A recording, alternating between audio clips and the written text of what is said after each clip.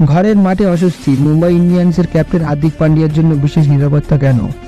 চলুন জেনে নেওয়া যাক। গুজরাট টাইটান্সের বিরুদ্ধে অ্যাওয়ে ম্যাচ দিয়ে মৌসুম শুরু করেছেন মুম্বাই ইন্ডিয়ান্স।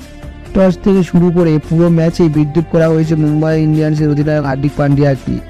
দর্শকদের মধ্যে থেকে রোহিত ধোনিতে ভরিয়ে দেওয়া হয়েছে। এই চিত্রটা দেখা গিয়েছে তার পরের ম্যাচেও। সানরাইজার্স হায়দ্রাবাদের মাঠেও একই পরিস্থিতি হয়েছিল। মুম্বাই ইন্ডিয়ান্সের কেরিয়ার শুরু হয়েছিল হার্দিকের।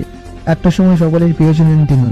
জোড়ায় হাত দিয়ে মৌসুম শুরু হয়েছে মুম্বাই ইন্ডিয়ান্সের। দুটি অ্যাওয়ে ম্যাচ ছিল। সোমবার ঘরের মাঠে অভিযান শুরু করল মুম্বাই ইন্ডিয়ান্স।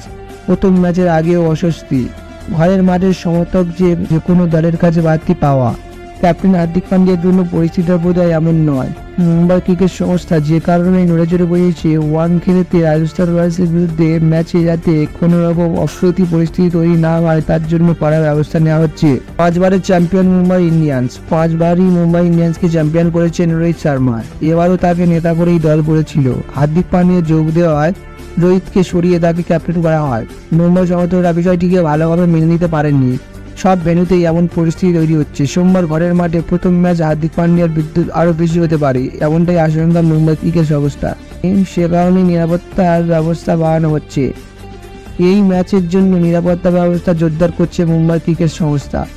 ম্যাচে দর্শকদের আচরণ কঠিন নজর রাখা হবে। কেউ যদি হার্দিকের সঙ্গে দুর্ব্যবহার করার চেষ্টা করেন কিংবা বিদ্রুপ করেন, সঙ্গে সঙ্গে আটক করা হবে এবং স্টেডিয়াম থেকে বের করে দেওয়া হবে।